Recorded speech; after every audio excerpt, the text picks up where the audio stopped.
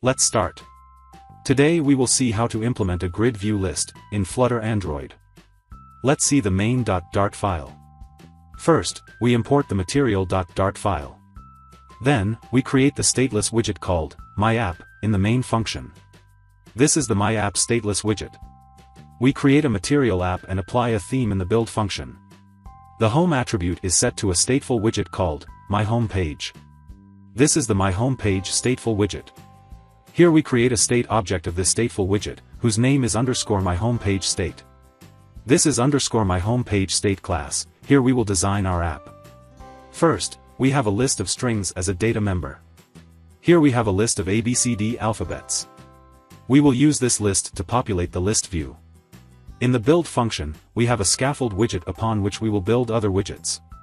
The appBar attribute is set to the appBar widget. We have used the title variable as the title of this appBar. The body attribute is set to the center widget. Inside that, we have a gridView.builder widget. The item count is set to the number of items in the ABCD alphabet list. Inside the item builder, we design how an individual item of the list view would look like.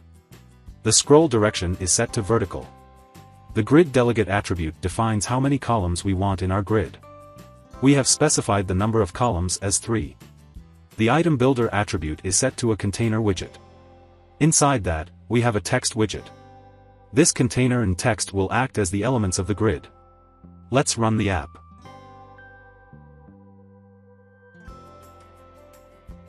So that's it.